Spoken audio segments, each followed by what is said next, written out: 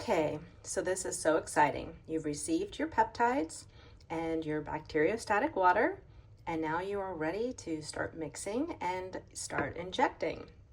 So first you'll notice that you have an insulin syringe. The best insulin syringes I find are the ones with the orange on the ends, okay? So this is a 100 unit syringe. It goes all the way up to 100. 100 units is equal to 1 milliliter of fluid.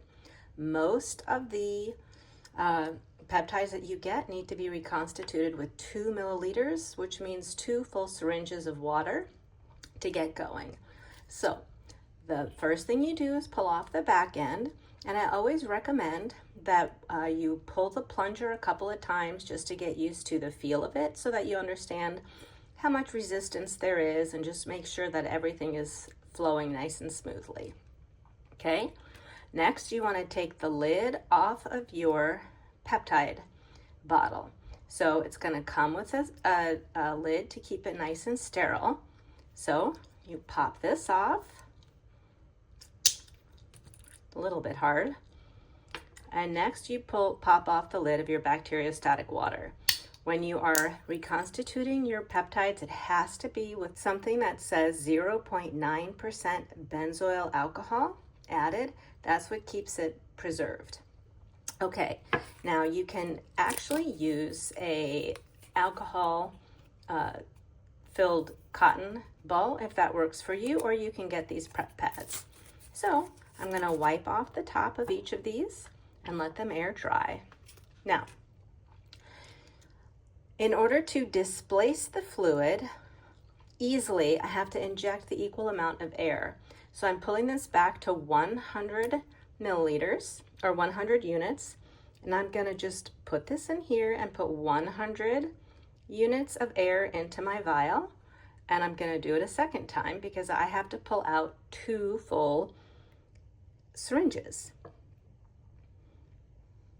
So I have 2 syringes of air. Now I'm going to pull back 100 units. And see how it's pulling it back in slowly? That's because there's a lot of pressure in there to keep it sealed. So I went past my 100 units, and now I'm gonna push the black part of the plunger right to the line where it says 100 units, and I'm gonna pull it out. Now, be careful because the thinner the needle on the end of your syringe, the easier it bends, okay? So, right in the center of this, you can see there's like a bullseye. So there's a hole within the hole, a circle within the circle. I want to slowly and carefully put my needle right into the center hole. And you see how it's gently pulling the fluid in? That's because of the suction with how these are preserved. Okay, so that's one. Now I want to gently roll my peptides. I never want to shake them, okay, because these amino acids are held together chemically, bound together, and I don't want to pull them apart. So now I take another full 100 units, line it up exactly to that line, pull it out, and again into the bullseye carefully without trying to put too much pressure on the needle.